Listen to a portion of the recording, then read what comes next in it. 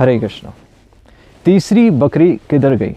जी हाँ, यह अजब पहेली है, पर ज़रा समझ के इसका उत्तर दीजिएगा। एक स्कूल में 2 शैतान बच्चे थे। छुट्टी के समय जब वह जा रहे थे तो उन्होंने अपने सामने 3 बकरियों को चरते हुए देखा। तो पहले मित्र के दिमाग में एक शैतानी सूझी। उसने दूसरे से कहा कि कल हम इन तीनों बकरियों को छुट्टी के समय स्कूल के प्रांगण में चुपके से छोड़ देंगे, जिससे यह स्कूल में हड़कंप मचा देंगी। जब स्कूल अगले दिन खुलेगा तो हमारी छुट्टी हो जाएगी। तो पहले मित्र ने कहा कि बकरियां तो तुरंत पकड़ी जाएंगी, 3 ही तो हैं। तो पहले मित्र ने कहा कि तुम देखते जाओ। तो उन्होंने ऐसा ही किया। पहले मित्र ने अगले दिन छुट्टी के समय उन तीनों बकरियों को लिया और उस पे नंबर लिख दिया। पहली पे 1 नंबर, दूसरी पे 2 नंबर और तीसरी बकरी पे 4 नंबर। और उन्होंने उन बकरियों को स्कूल के प्रांगण में चुपके से छोड़ दिया। स्कूल बंद हो गया।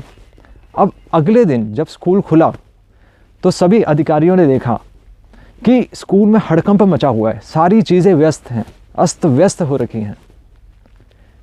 तो उन्होंने देखा कि वहाँ बकरियाँ थीं, तो उन्होंने तुरंत उन बकरियों को पकड़ा। पहली बकरी पकड़ी गई, दूसरी पकड़ी गई, तीसरी बकरी जिस पे 4 नंबर लिखा था वो भी पकड़ी गई। अब सभी सोचने लगे कि तीसरी बकरी कहाँ है, और वह सब ढूंढने लगे।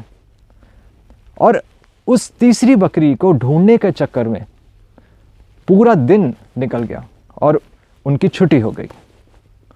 अब कहानी तो बहुत सरल है, अब पर इसके पीछे एक बहुत ही महत्वपूर्ण संदेश है। वो तीसरी बकरी जिसको सब पूरे स्कूल में सब ढूंढ रहे थे, और जो उस बच्चे ने शैतानी से वह चाल चली थी, वह तीसरी बकरी तो वास्तव में थी ही नहीं। तो यानी कि वो लोग उस चीज़ को ढूंढ रहे थे जो चीज़ वास्तव में है ही नहीं, और उनका पूरा दिन खराब हो गया। अब हमारे लिए इससे क्या संदेश मिलता है हमें, कि कहीं हमारा भी जीवन ऐसा ही तो नहीं। एक साधारण व्यक्ति क्या करता है? वह दिन भर नौकरी करता रहता है और ख्वाब में रखता है कि मैं अपनी नौकरी बदल के शायद अपना जीवन और सुखी कर लूँगा।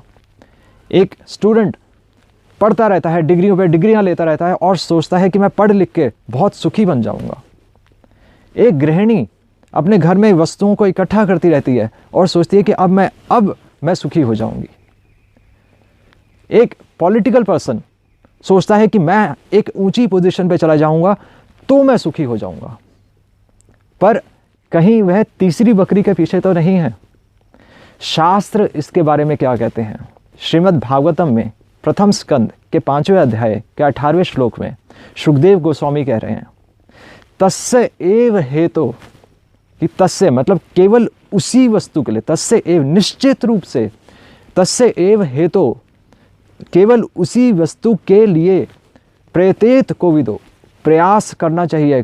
कौन? एक बुद्धिमान व्यक्ति उसी वस्तु के लिए प्रयास करता है।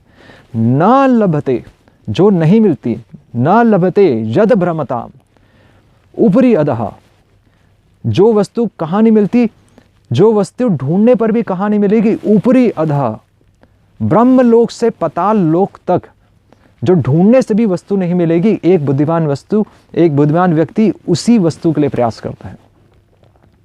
जीवन में सुख दुख, सुखदेव गोस्वामी लिख रहे हैं, सुख दुख तो समय काल चक्र के अनुसार हमें अपने कर्मों के फल से मिल ही जाएगा।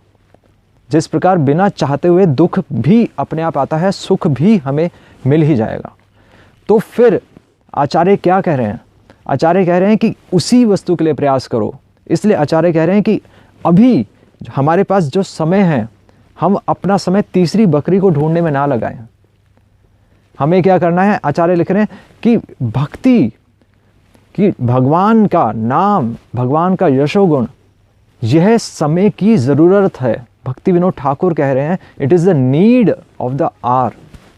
समय की ज़रूरत है कि अभी हम भगवान का नाम ले लें। अभी हमारे सभी अंग काम कर रहे हैं। राजा कुलशेखर यही कह रहे हैं कि अभी, क्योंकि मैं भगवान का नाम लेने के लिए सक्षम हूँ, तो अभी मेरी मृत्यु हो जाए। तो यह हमें समझना है। तो इसीलिए नरोत्तम दास ठाकुर जो कि बहुत बड़े वैष्णव आचार्य हैं, तो वह भी क्या कह रहे हैं, गोलोकेर प्रेम धन हरि नाम संकीर्तन, कि गोलोक, वह गोलोक का प्रेम धन ही है, भगवान का नाम, स्वयं नाम, हरि नाम संकीर्तन। मीरा भी तो यही कह रही हैं कि पायो जी मैंने राम रतन धन पायो। तो यह सब क्या झूठ बोल रहे हैं?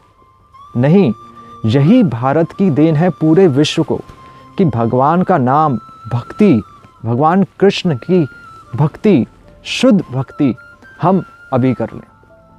हरे कृष्णा कृष्ण कृष्ण हरे हरे, हरे राम राम राम हरे हरे। श्रील प्रभुपाद की जय।